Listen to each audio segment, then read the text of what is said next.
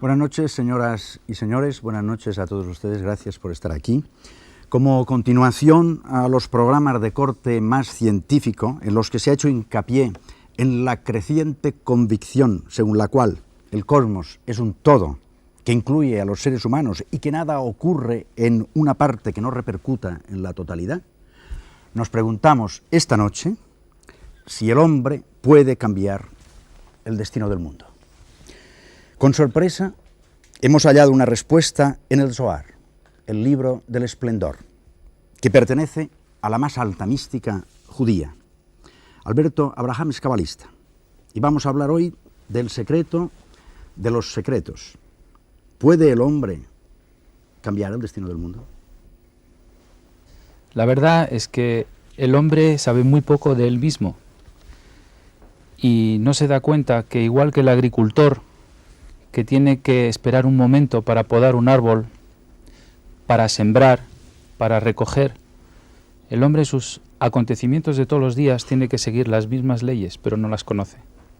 Entonces siembra a destiempo, recoge a destiempo, todo le sale mal, se amarga y entonces le echa las culpas a Dios. Y se vuelve antipático abajo y antipático arriba. Cuando en realidad hay un conocimiento, una sabiduría, donde está el modo de empleo del hombre, porque Dios creó al hombre y dio también su modo de empleo. Y si el hombre sigue las instrucciones de cómo funciona él mismo, que no lo sabe en general, pues sembrará a tiempo, recogerá a tiempo, se podará a tiempo, parará a tiempo, vivirá de acuerdo con las leyes naturales y entonces los acontecimientos seguirán también a tiempo las necesidades del hombre. En ese caso el hombre se volverá simpático arriba, simpático abajo, le dará las gracias a Dios y dirá: he sido tocado por el dedo de Dios.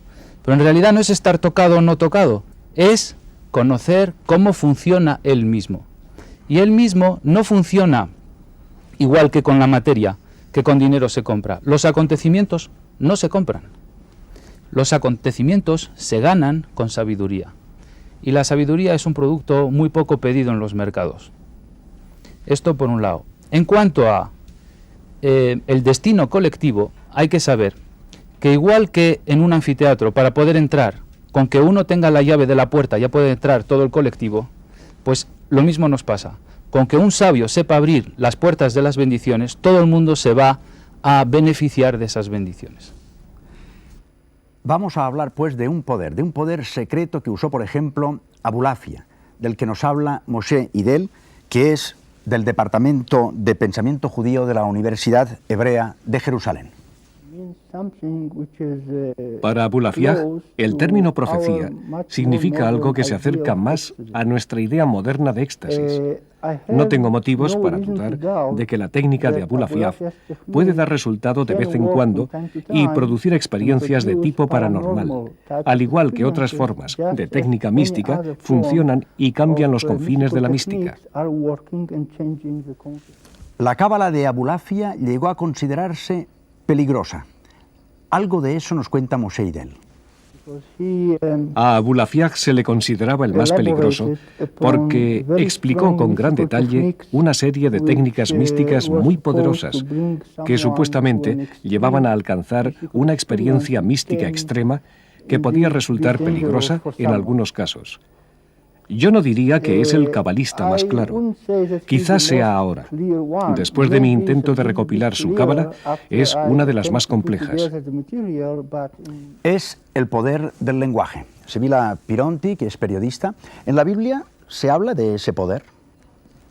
Bueno, el principal de todos está en el Génesis, en el Yehior, en el hágase la luz, que la misma frase ya es la que crea la luz, o sea, no hay una diferenciación entre la palabra y el hecho concreto, y eso da la tónica a todo el resto de los libros sagrados, inclusive de otros libros sagrados que no estén incluidos en la Biblia. Luego tenemos eso como hecho positivo. Como hecho negativo, por ejemplo, tenemos la historia de Babel. Babel es una historia en la cual el hombre tiene unificado el lenguaje y a través de ese lenguaje quiere subir a las alturas y apoderarse del mundo de lo divino. Pero no son la gente apropiada, son gente que recogen unas tradiciones antiguas y en definitiva parece que Nemrod casi es como una especie de personificación de Satán. Entonces Dios baja simbólicamente, ve que ellos tienen ese poder a través del lenguaje unificado de llegar arriba y ¿qué hace? Confunde las lenguas para que no puedan acceder a un plano para el cual no están preparados. Y entonces viene una gran catástrofe y viene una gran desunión. Esto está contado también en el mundo oriental. En el mundo oriental, la época de Ram o Rama, recordemos que los judíos en la antigüedad se llamaron a sí mismos Ram, hubo uno de los príncipes de esos malévolos que utilizando el lenguaje y el sonido dividió los pueblos. Se llamaba Irshu y tienen la misma significación que ese Nemrod. Por otro lado, también nos damos cuenta que en el lenguaje hebreo, girando los nombres, o sea, poniendo la primera letra en el último lugar y así, nos damos cuenta que con ese giro también se puede transformar el mundo, también ocurren grandes cosas. Por ejemplo, tenemos en la historia de Noé que la casa se convierte en arca, o sea que de alguna manera una cosa que es estable, dándole la vuelta a las letras, se convierte en algo que será un refugio, pero en los malos tiempos. O sea, hay toda una simbólica para este tema. Existe una llave, puede existir una llave, la puede tener el sabio. Averiguaremos cuál es esta llave esta noche. Yehiel Shemer es maestro de Cábala. El Zohar, el libro del esplendor, habla de las letras, del lenguaje. ¿Qué poder encierra el lenguaje? Hay algunos niveles de poder también dentro del Zohar. Está el poder de la letra única, sencilla. La letra, tal y como se escribe en el Zohar, y todos los cabalistas están de acuerdo, es un instrumento que Dios Todopoderoso utilizó para crear.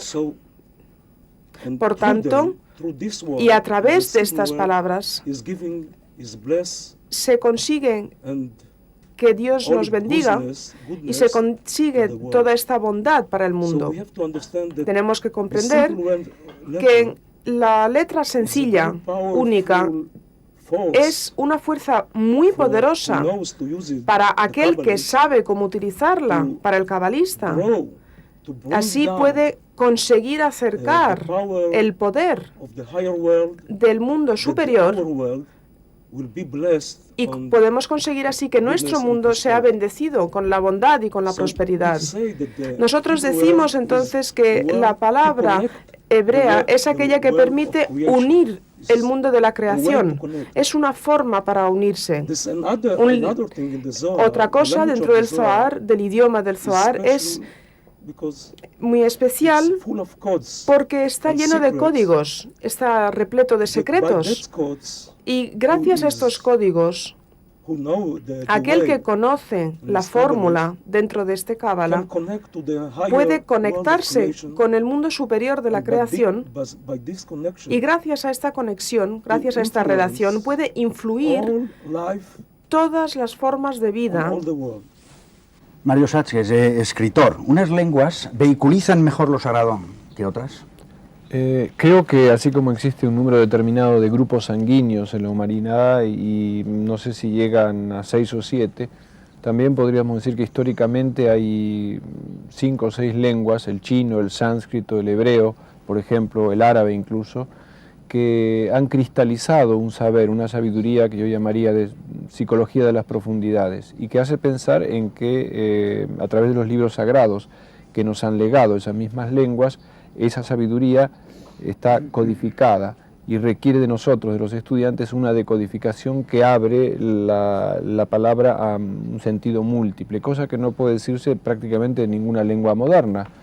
De tal manera que cuanto más moderna la lengua, cuanto más cerca, digamos, de la tecnología o, si se quiere, de un estadio final de civilización y más abierta la lengua, con mayor cantidad de partículas, menor será su posibilidad de concentrar esa energía primordial. Y por eso hasta el siglo XIX el hebreo era la lengua sagrada de Occidente junto con el latín y el griego, que en menor medida, o incluso podría pensarse en un sentido paralelo, también guardaban ese poder sagrado como el latín de Iglesia, por ejemplo. Lamentablemente la relación con el lenguaje se ha empezado a bastardizar desde el momento que los medios de comunicación como este, dicho sea de paso, han impuesto la imagen.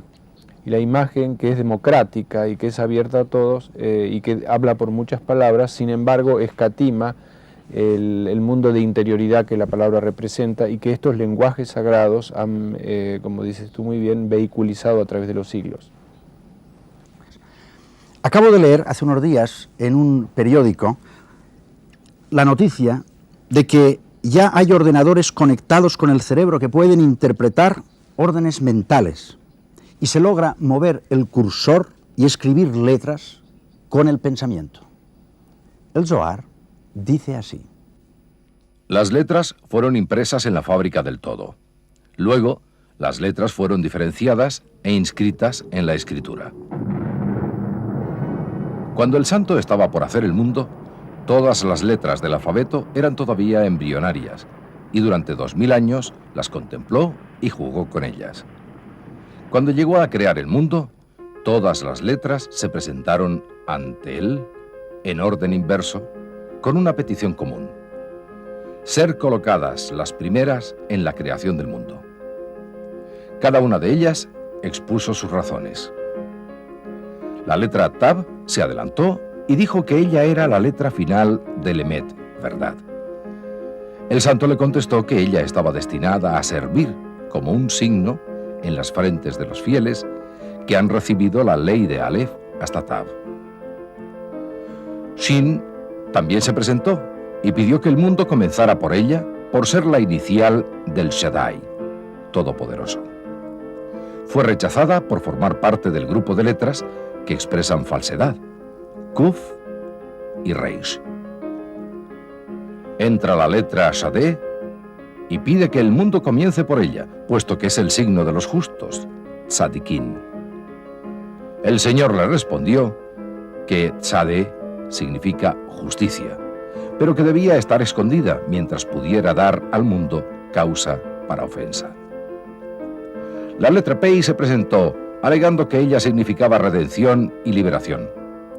El Señor respondió que ella era digna, pero que representaba transgresión, Pesha. La letra Ain fue igualmente rechazada debido a que con ella empieza iniquidad, Abón. Samek entró y dijo al Señor que ella representaba el sostén de los caídos, Drimilla. El Señor le contestó que permaneciera en su sitio, pues ¿cuál sería la suerte de los caídos al ver que se hallan sostenidos por ti? Ella partió inmediatamente. La Nun entró y alegó sus méritos como ser la letra inicial de tremendo, Norá. Tampoco fue aceptada y retornó a su sitio. La Mem apareció y expuso como méritos ser el comienzo de la palabra Malech, rey. El Señor le mandó retornar a su lugar junto con la Lamed. En ese momento la Kaf descendió de su trono de gloria y estremecida y temblorosa le dijo al Señor que era su propio Kabod, honor, por lo que el mundo debería comenzar por ella. El santo le dijo: Kaf, Kaf, retorna a tu lugar, pues estás por el exterminio, que la ya. La letra Yod se presentó pidiendo el primer puesto en la creación del mundo por estar como primera en el sagrado nombre. El Señor le dijo que para ella era suficiente formar parte de su nombre. La Tet vino entonces y dijo al Señor que a través suyo era llamado bueno, Tov y recto. El Señor le dijo que a causa de que su bondad estaba escondida dentro de ella, las puertas del templo están hundidas en el suelo. Entró Het y fue rechazada por el Señor por formar parte de la palabra pecado, Het. Entonces la Zain se presentó y dijo que ella representaba la observancia del Sabbat. El Señor replicó que ella representa la guerra porque su forma es como una espada. La Bab entró y expuso como méritos formar parte del nombre del Señor, quien le respondió que tanto ella como a Hei les debería bastar formar parte de su nombre. Ante la reclamación de Hei, el Señor le contestó lo mismo que a Bab, que le debería bastar formar parte de su nombre. Apareció la letra Dalet, pobreza, y también la letra Gimel, benevolencia, y presentaron sus reclamos. Ha de bastaros permanecer juntas, les dijo el Señor. Entonces entró Bet y dijo: Oh Señor del mundo, que te plazca ponerme primera en la creación del mundo, pues yo represento las bendiciones ofrecidas a ti en lo alto y abajo. El santo le dijo: tú formarás el comienzo en la creación del mundo. La letra Aleph permaneció en su sitio sin presentarse. El Señor le dijo: Aleph, Aleph, aunque comenzaré la creación del mundo con la Bet, tú serás la primera de las letras. Mi unidad solo se expresará a través tuyo. Sobre ti se basarán todos los cálculos y operaciones del mundo. Yehiel Shemer, el Zohar, ¿de qué trata? Además de ese fragmento que acabamos de escuchar. Bien, el Zohar es el libro principal para estudiar la Cábala y todos los cabalistas se nutren de él, aprovechan su sabiduría. El Zohar fue escrito hace más de 1850 años por el más importante de los cabalistas, el Rabbi Shimon Bar Yochai. Fue escrito precisamente en varias partes. Hay algunas en las cuales el rabí se refiere de forma espiritual a Moisés y a Elías, el profeta, y recibió de ellos conocimientos y sabiduría que se referían a todas las reglas que se encuentran en el mundo superior. En el Zohar vemos también un conocimiento de la creación, un conocimiento tal y como vemos en la televisión del secreto de la letra hebrea, conocimientos también acerca de las reglas que Dios Todopoderoso ha sometido a influencias a las distintas personas. Vemos también en el Zohar distintos conocimientos acerca de cómo restaurar nuestras almas, cómo llegar a ser personas perfectas al aprender el contenido del Zohar. Incluso de forma sencilla, de forma literal, de una forma muy directa, esto nos proporciona una idea muy precisa, y el Zohar también se refiere a la forma en la cual el Mesías, y muy especialmente cómo nosotros los hombres podemos reparar nuestras almas para llegar a ser un hombre perfecto. Así lo hizo el Rabbi Shimon Bar Yochai en aquellos tiempos. Este es el Zohar. El Zohar es la obra maestra de toda la Cábala. Moshe Idel, que es director del Departamento de Pensamiento Judío de la Universidad Hebrea de Jerusalén, al respecto sobre el tratado del Zohar, dice lo siguiente. En el Zohar tenemos una gran cantidad de exégesis bíblica, pero en muchos casos van más allá de las formas clásicas de exégesis.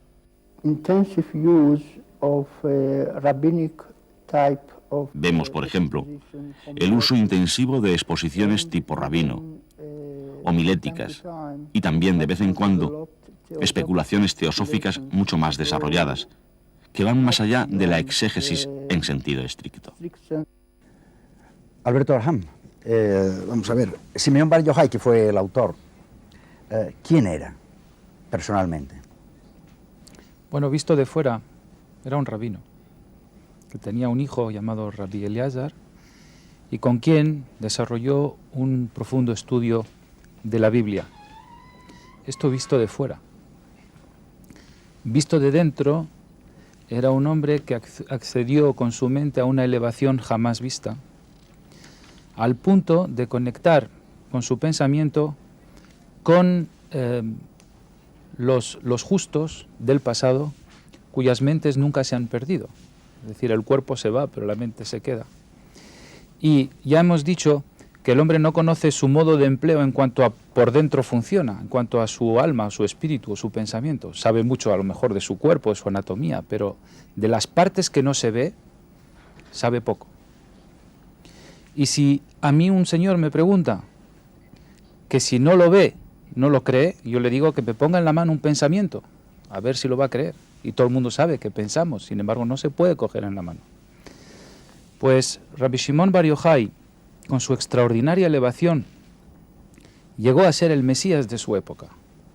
Llegó a conocer los profundos secretos de la naturaleza humana, del cosmos, de lo que se ve, de lo que no se ve, y hizo con la Biblia lo que Dios hizo con el cuerpo. ¿Qué hizo Dios con el cuerpo? Le metió un alma. ¿Y qué hizo Rabbi Shimon por inspiración con la Biblia? Le metió un alma que se llama el Zohar. Es decir, que la Biblia actúa de cuerpo y el Zohar actúa de alma dentro del cuerpo. Y se dio cuenta que cualquier acto que activamos nosotros abajo repercute en los mundos del pensamiento y los mundos espirituales. Y también se dio cuenta que entre esos dos mundos habían canales obstruidos. Y ya hemos dicho que cuando se obstruyen esos canales, en donde baja el alimento del alma, todas nuestras circunstancias se estropean y empezamos a ser infelices.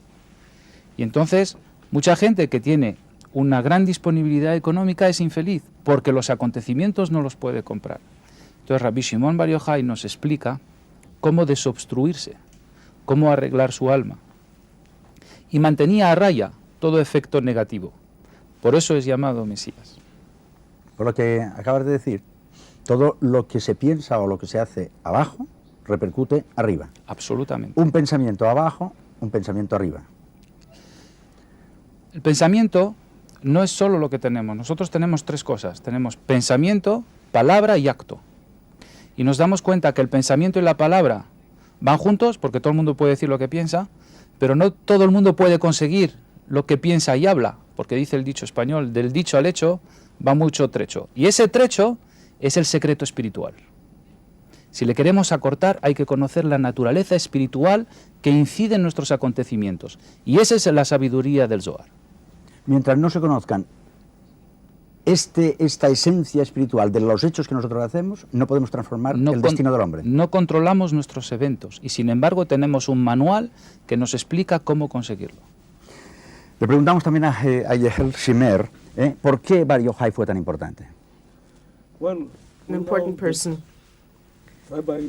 Sabemos que el rabino fue el más importante de los cabalistas de todo el tiempo, de todos los tiempos. Lo que es especialmente importante en el caso de este rabino es que él se convirtió, él llegó a acceder al grado más perfecto de personalidad. Él pudo perfeccionar su cuerpo, su alma, su espíritu. En todos los aspectos podemos decir que fue un hombre, un ser perfecto. El Zohar dice, está escrito en el Zohar, que él pudo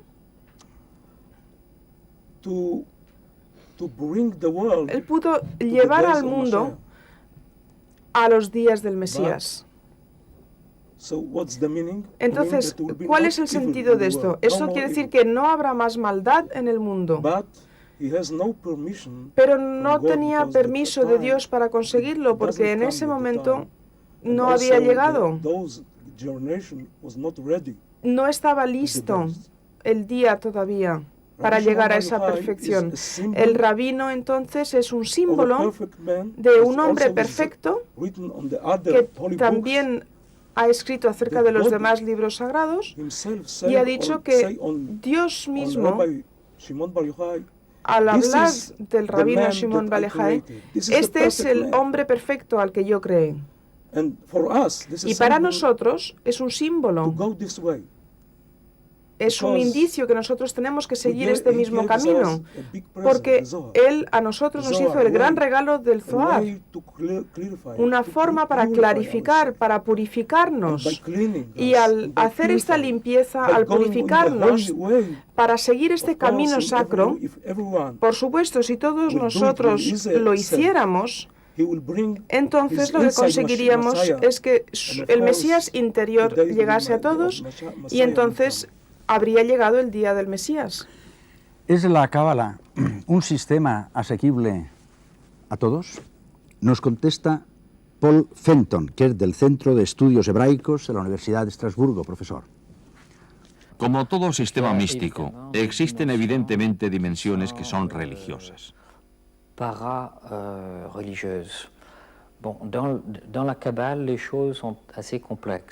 En la Cábala las cosas son bastante complejas, porque la lengua que sirve de vehículo a la Cábala por excelencia es la lengua hebraica.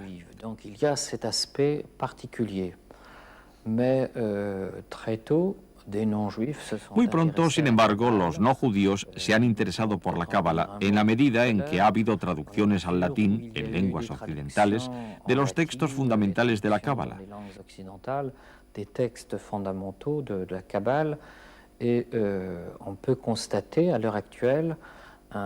Y puede comprobarse hoy en día un interés renovado por estos textos, y que al menos en los que se refiere a Francia, vuelve a imprimirse y a editarse, y no solo el Zohar, sino también textos verdaderamente muy herméticos, muy esotéricos. Mais aussi des textes vraiment très fermés, très ésotériques. Esto responde a una demanda del mundo no judío, por lo que se puede afirmar que existen elementos y dimensiones universales de interés para el conjunto de los creyentes, para el conjunto de las personas interesadas por la mística y por consiguiente por la mística judía. El Zohar, el libro del esplendor. El libro del Zohar, libro del esplendor, es la obra central en la literatura cabalística, porque se considera que contiene las Retzei Torah, o sentido místico, esotérico de la Torah, la ley. Está escrito en arameo, dialecto peculiar de la literatura mística. El Zohar fue dado a conocer a final del siglo XIII como obra de Simeón ben Yohai, que aparece en el libro como el principal maestro y versado, con 10 compañeros. Las leyendas sobre él y las principales doctrinas que anuncia forman el núcleo del Zohar, que enlaza asuntos de la vida diaria con las esferas celestiales. El mundo existente no es el primero. Le precedieron otros mundos.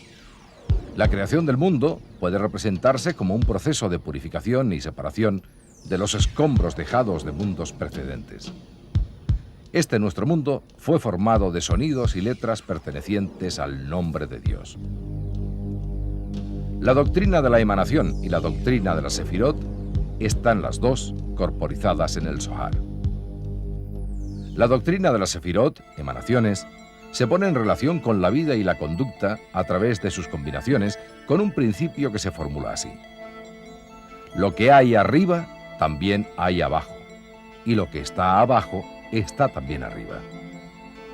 La idea se vuelve parte integrante de la religión judía en la creencia de que el hombre abajo puede influir en las esferas más elevadas. Para el Zohar, en el centro de la existencia está el hombre. Por eso se dice que el mundo adquirió permanencia solo merced a la creación del hombre, y el árbol de la Sefirot representa a la vez al organismo del mundo y la original forma espiritual del hombre. El Zohar asigna importancia al engendramiento físico del hombre y todo lo vinculado a él. De ahí la creencia de que si un hombre no ha contribuido a la obra física de la creación por el engendramiento de descendientes, permanecen cerradas para él ciertas esferas de la existencia humana después de la muerte.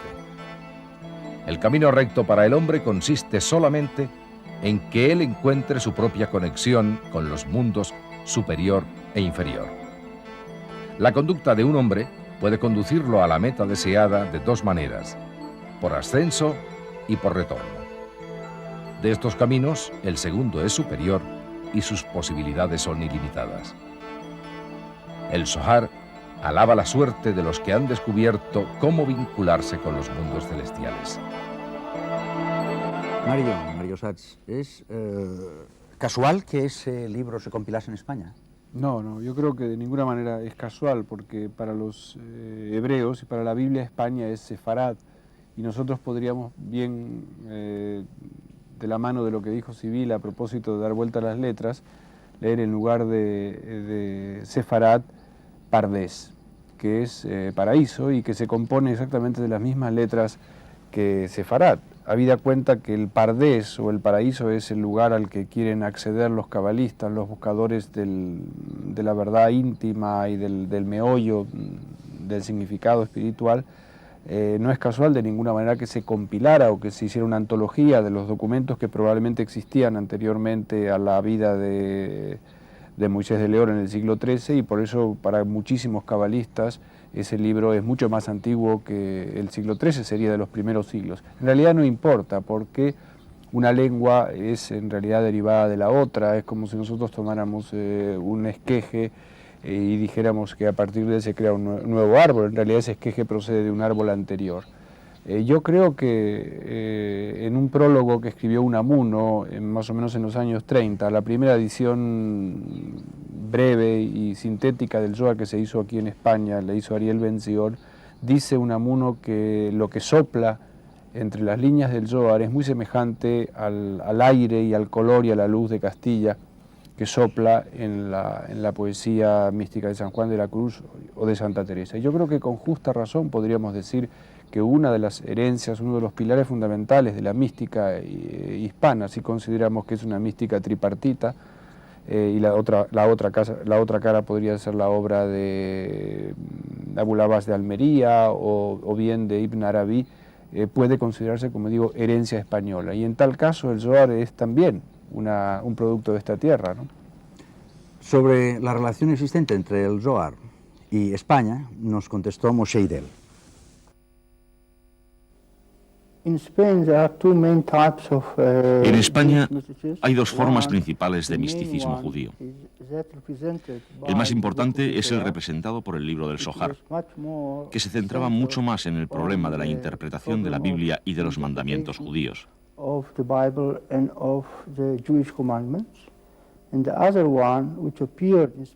el otro, que apareció en España, pero que más adelante desapareció, es la cábala de Abraham Abulafiaf, que pone mucho más énfasis en las experiencias estáticas extremas.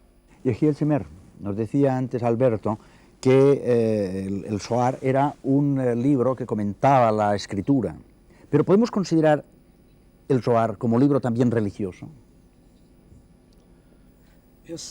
Sí. Nosotros estudiamos el Zohar porque para todos los cabalistas es la base, es la literatura fundamental para todos los conocimientos que tenemos acerca del mundo de la creación. Hay una diferencia entre la Biblia y el Zohar. La Biblia es toda ella los nombres de Dios. Todo ello es muy santo y muy sagrado. Incluso las historias cubrieron o hablaban de secretos que a otro nivel podemos ver como secretos y conocimientos acerca del pasado y del futuro. Por supuesto, esta es la Biblia, es la cosa más sagrada del mundo, pero el Zohar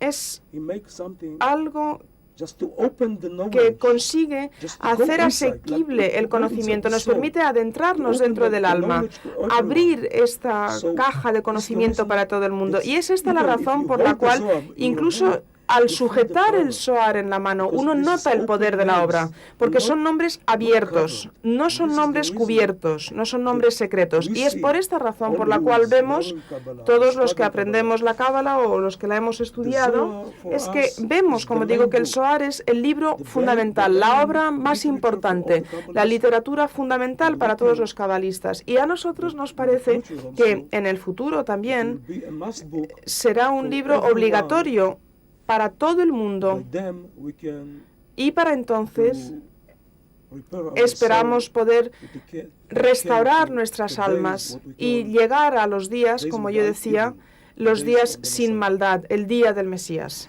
Mario. Mario. Quería decir que una de las cosas que no hemos comentado es que el Zohar se llama Zohar precisamente porque hay una frase del libro de Daniel que dice que los inteligentes o los entendidos brillarán como el resplandor del firmamento. Y yo creo que algo de lo que dijo Alberto a propósito de un manual, ¿no es cierto?, de conducta, es pertinente en relación a esta frase, porque nosotros sabemos que una cosa es el cielo de las estrellas móviles y otra es el cielo del firmamento, es decir, las estrellas que en relación a nosotros aparecen fijas. De tal modo que ese camino de iniciación en la lectura que propone el Zohar sobre la Biblia, pero en realidad sobre toda la creación y sobre la vida de uno mismo, es un desfasaje del mundo del cielo móvil al de las estrellas fijas. Y en esa fijeza, digamos, en ese trabajo de fijeza como en el depulidor del diamantes, realmente uno construye un alma. En el lenguaje del profesor Shemer es repara su alma, como si hubiera una rotura que es producida por la ignorancia o por el dolor o por los accidentes psicológicos de la vida cotidiana, y hubiera que hacer una costura, un trabajo incluso artesanal. Y no es casual que casi todos los personajes del Zohar sean artesanos, o sean maestros de otro oficio, aparte de rabinos. ¿Y qué relación tiene ese construir el alma que tú dices con el lenguaje sagrado? Existe justamente una frase impresionante del Zohar que dice que en el alma están impresas las 22 letras del alfabeto. Si nosotros modificamos el programa, la estructura de esas letras, modificamos el alma, que a su vez modifica el cuerpo. Y esto es importantísimo. Estamos entrando en el ordenador del que estamos hablando esta noche, ¿no? Podemos modificar las letras y modificamos nuestra manera, nuestra forma de ser interior. Sí, incluso yo diría más, diría que aquella especie de redundancia constante entre el mundo de abajo y el mundo de arriba también puede entenderse psicológicamente, diciendo que el mundo de arriba sería el mundo del pensamiento y el mundo de abajo sería el mundo de la acción, en dos extremos. Entonces, yo actúo según pienso.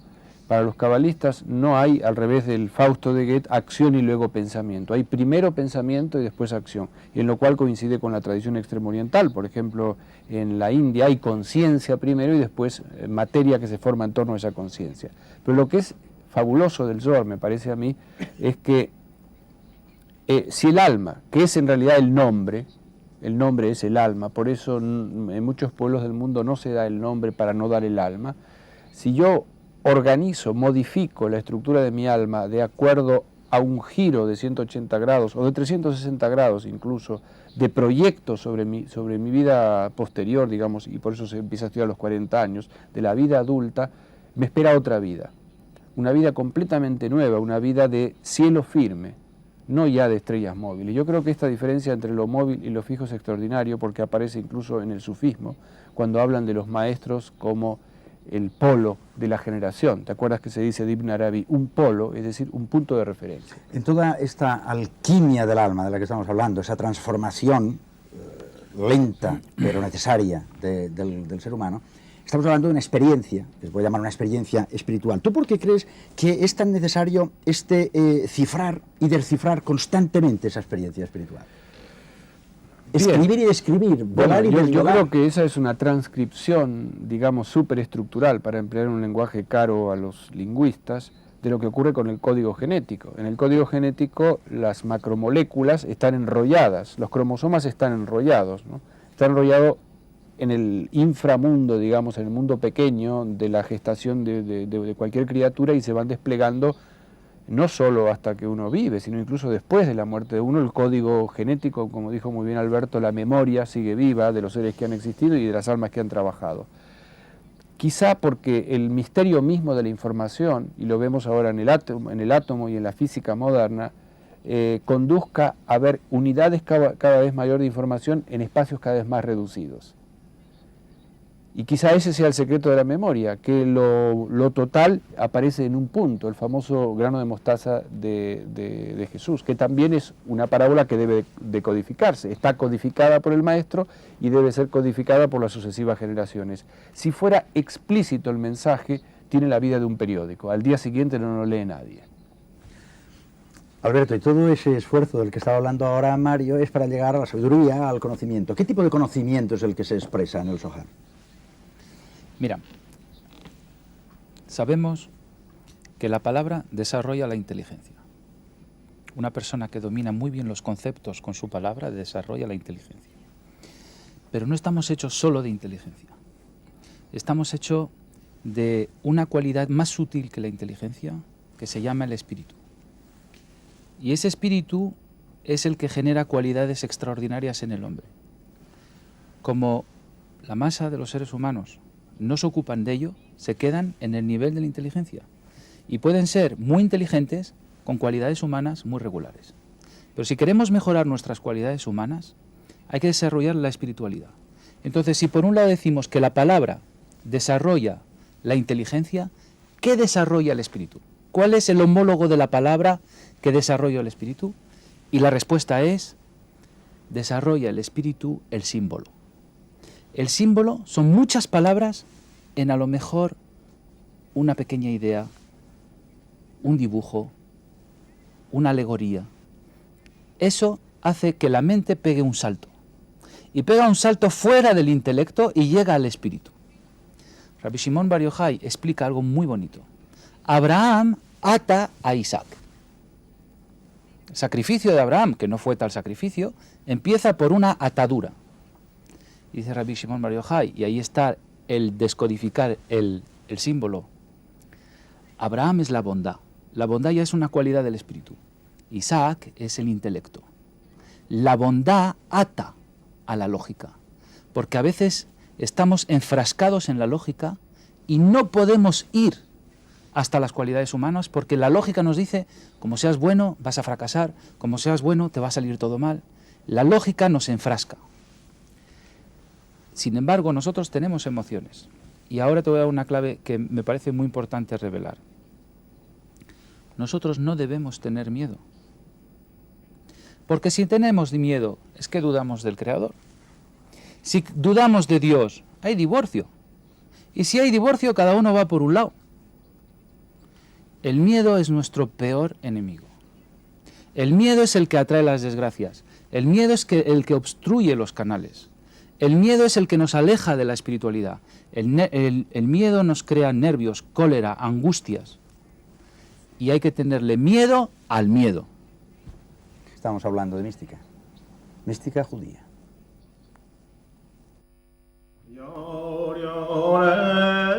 Como los misticismos de otras religiones, el misticismo judío es una actitud mental, un deseo del creyente por conseguir y mantener la comunión con Dios. En la historia del misticismo judío se suelen distinguir 4 periodos. El periodo bíblico, sin teoría mística, pero intensa vida religiosa. En el segundo periodo, las teorías místicas, todavía inmaduras, abarcan casi todos los aspectos de la vida religiosa. El tercer periodo es el de la Cábala, propiamente dicha, y el cuarto es el periodo del hasidismo. La Biblia hebrea comprende 24 libros divididos en 3 grupos. Torá, Pentateuco, es información, reflexión y mandamiento. Nebim, profetas, y Ketubín, escritos o agiógrafos. Los 2 pasajes místicos más importantes en la Biblia son el relato de la creación en Génesis y la descripción del trono divino en Ezequiel. Estos 2 temas constituyen el asunto principal de la posterior doctrina mística judía. Al finalizar el periodo bíblico, se produjeron 3 movimientos de pensamiento que se hallaban vinculados con los comienzos de una doctrina mística judía. El primero se encuentra en el ancho campo de los Midrashim, comentarios, y de la Agadá talmúdica. La Agadá incluye leyendas, anécdotas, reflexiones filosóficas y místicas. El segundo de esos movimientos es la exégesis alegórica de la Biblia, especialmente la de Filón de Alejandría. El tercer movimiento está constituido por los escritos y fragmentos apocalípticos que fueron conservados en parte en hebreo, en griego y siríaco y antiguas lenguas eslavónicas. El misticismo es algo esencial en la literatura apocalíptica. Se trata de composiciones en donde al místico se le concede una visión del mundo suprasensible de Dios y los ángeles, seguida de un cuadro del futuro y del fin postrero de Israel y la humanidad. La enseñanza apocalíptica ha dejado su huella en el misticismo judío y aún en la liturgia judía. En el Talmud se habla de ciertas enseñanzas místicas. Se incluyen leyendas y referencias a escuelas, grupos e individuos a quienes se atribuye tal doctrina. El Sefer Yetzirah, libro de la formación o libro de la creación, es un eslabón entre el misticismo judío más antiguo y la Cábala propiamente dicha.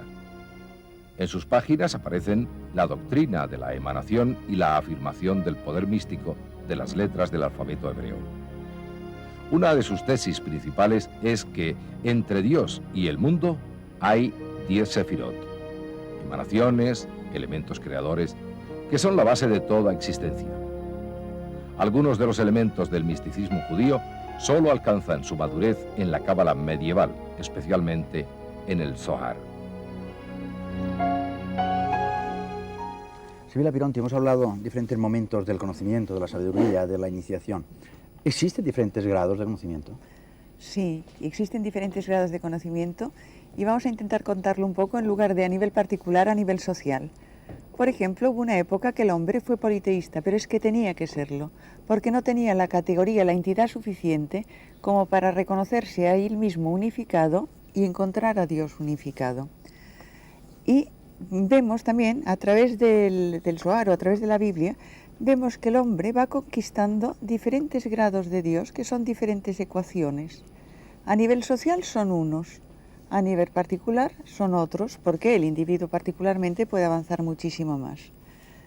Vemos también otro aspecto para redondear esta cuestión, que no me es fácil de explicar, que por ejemplo los profetas, a los que consideraban hombres acabados, los llamaban Adam. Decían, Adam, te voy a contar lo que sea. A los hombres medio acabados los llamaban Ish. A los hombres que eran corrientes y vulgares, Enosh. Y a la gente que no valía un pepino los llamaban Mot, muertos. Esto tiene una correspondencia con la tradición universal. Mot, muerto, es la gran masa que está dormida. Enosh es una persona que sufre, quiere decir que está despierta. Ish es un ser que no está acabado, pero tiene una mente trascendente. Adam tiene una mente cósmica. Si el hombre va más allá, él mismo se convierte en un nombre de Dios que ya no existe para el mundo, y es otra cosa. Y por otro lado, quiero volver a insistir que, por ejemplo, el mismo Israel, a medida que va avanzando, va descubriendo unos nombres, no sé si más complejos o más simples de Dios, más cercanos a esa divinidad. Ahora bien, es curioso que el nombre Israel, concretamente, que es un nombre incompleto, es el nombre necesario, ni antes puede ser, ni por mucho que lo quisieran unos cuantos, como sociedad, para presentarse delante de un Dios único, para comprenderle. ¿El Zohar es un libro útil para hallar ese conocimiento? Nos lo contesta Paul Fenton.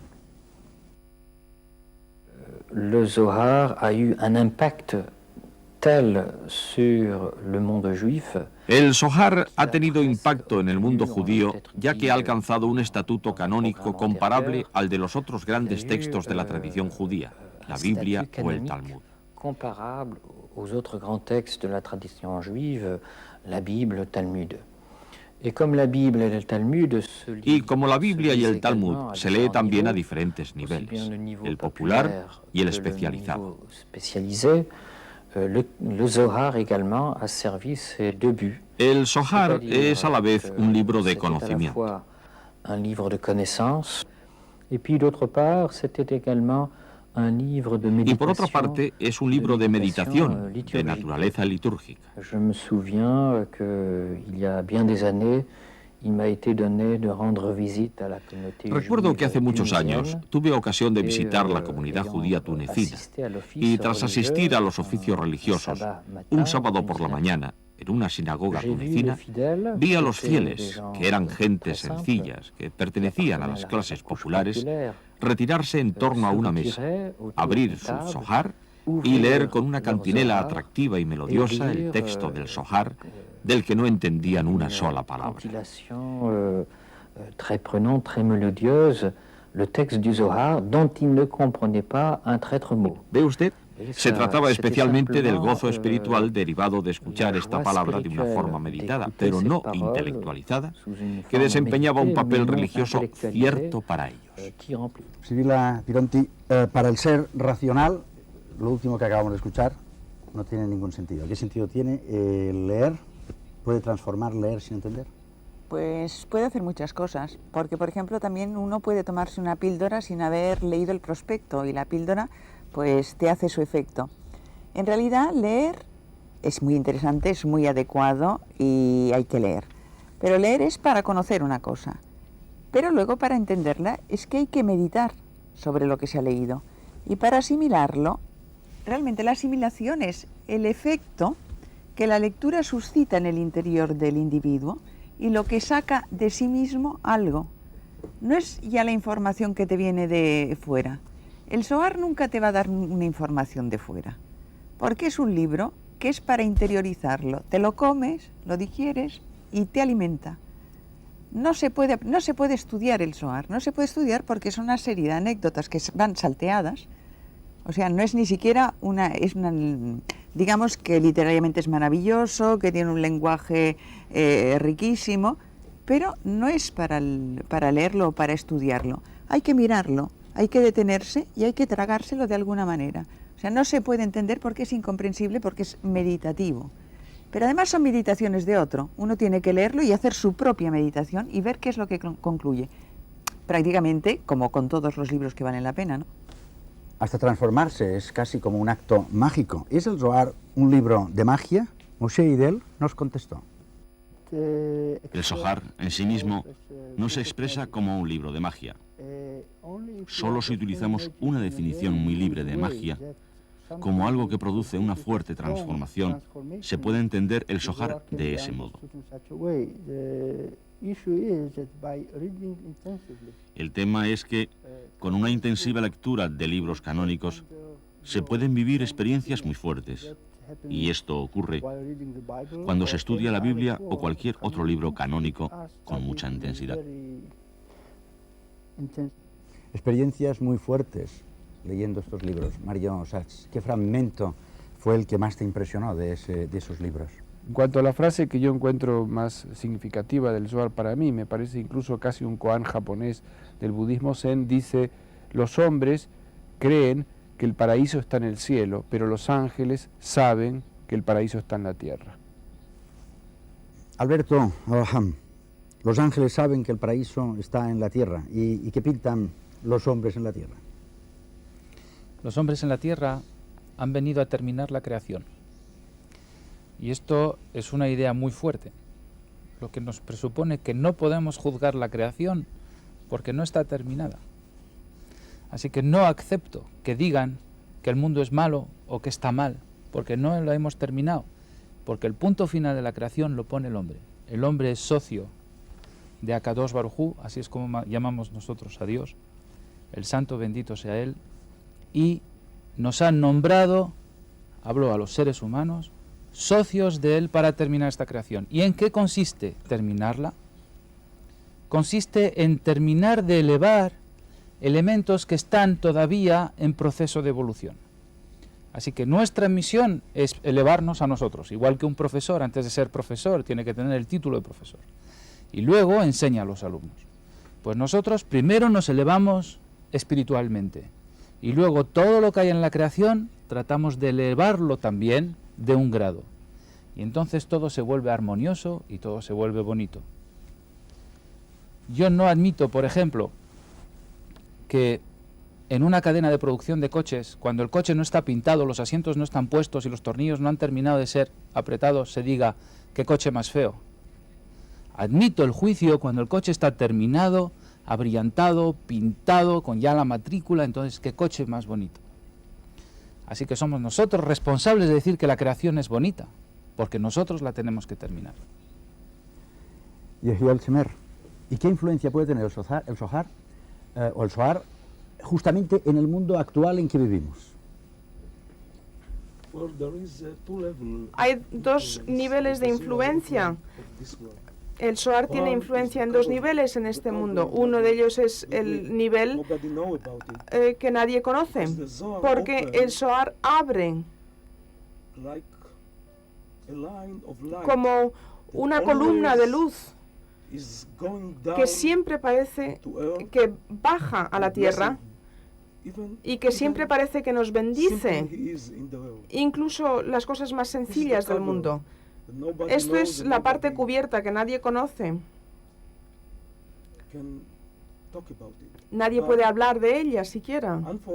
Pero, lamentablemente, el Zohar no es tan popular en el mundo. Solamente es conocido por algunos cabalistas y algunas personas especiales que lo conocen y lo utilizan, claro, como instrumento para relacionar al mundo más alto de la creación y para acercar este mundo y para poder hacer compartir la bondad y la prosperidad para todos los distintos tipos de las cosas creadas, desde los animales hasta los seres humanos. En el futuro esperamos, o lo sabemos incluso, porque esta es la única forma que tenemos para que el hombre pueda reparar su alma. Lo que tenemos que tratar de ver, como digo, es cuál es el sentido de la creación. No puede ser el mundo material, porque el mundo material no es más que un instrumento para dar la condición básica para que el alma pueda existir. El alma es lo fundamental. ¿Qué es lo que hacemos con el alma? Y el Zohar lo que hace es abrirnos el camino para poder corregir el alma, para poder completar la obra, como ha dicho Alberto. ¿Es una intervención con trabajo o se puede llegar a intervenir incluso sin trabajar? Es una intervención con trabajo al principio y luego ya es una intervención natural, como los mismos rabinos que son los protagonistas del Zohar. Estos son gente que se supone que empezaron pues sí, estudiando, trabajando, sirviendo y haciendo una serie de cosas. Luego finalmente ya al haber cambiado su naturaleza simplemente ya tienen que seguir su camino y hacen una trayectoria muy divertida y muy plena al mismo tiempo, son muy graciosos. Ellos ven todo lo que pasa en el cosmos y en el mundo, pero ellos no se inmutan, ellos siguen por el camino recto. O sea, comprenden lo que está arriba y lo que está abajo. Ellos nunca se preguntan si Dios está con ellos, sino si ellos están con Dios. Caminan y disciernen perfectamente todo lo que existe, pero no se mueven ni un solo paso para ir a verlo de cerca. Ya lo ven desde donde están. Son gente que han trabajado con sus propias energías y llega un momento que simplemente su propia presencia ya transforma todo lo que tiene en el entorno. Ahora, ellos tienen unas técnicas detrás de todo esto que las utilizan durante su periodo de preparación, que son ayunos, que son abstinencias sexuales, plegarias, meditaciones, retiros, lugares energéticos especiales, o sea que tampoco es que sea una cosa... Bueno, y otro factor que es muy importante, por ejemplo, toda la gente que participa en este relato del Zohar no son como religiosos en el sentido que lo entendemos ahora en el mundo. Lo son a su manera, son fieles a su conexión con Dios, no son fieles en su conexión con una sinagoga o un grupo o lo que sea. Su fidelidad no está dedicada a la comunidad, ellos benefician a la comunidad, pero ellos su hilo directo es para arriba. Y luego también tienen un aspecto que yo creo que es importante destacar, son gente que ayuda al prójimo, que esto también se ha olvidado, porque nosotros tenemos una imagen ahora en el mundo occidental del gran gurú, el gran sabio, que suele suceder, que resulta que sí, sabe gente que sabe muchísimas cosas, el gran cabalista extraño que viene no sé dónde que no encuentras nunca, el señor del Himalaya, y que parece que no le importa nada el mundo. En cambio eran gente muy práctica, que se ayudaban los unos a los otros. Y finalmente quiero destacar del Zohar una historia que es verdaderamente fantástica, ya prescindiendo de los personajes de Simeón Bar Yochai, Eliezer y todos estos, que es la historia de Gedeón. Esa es absolutamente conmovedora en nuestros días. Gedeón era un hombre sin fuerzas, era un hombre corriente, no era un justo ni un hijo de un justo. Y vio que estaban perdiendo las batallas. Y se fue a ver a Yahvé y le dijo, mira, yo no valgo nada, pero tengo que salvar a mis hermanos. Y Yahvé le dio fuerza. Y ese fragmento del Zohar habría que destacarlo porque nos enseña cómo deberíamos saber. Muy bien, intentar trabajar con energías superiores, intentar ir ascendiendo peldaño a peldaño, pero hacer como Gedeón. O sea, desde donde estemos, trabajar por el prójimo. Este es el inmenso poder del hombre. Humildemente, no somos nadie, como Gedeón, pero podemos, ayudándonos mutuamente, salvar el mundo, acabar la creación. Buenas noches y hasta la próxima semana en la Tabla Redonda.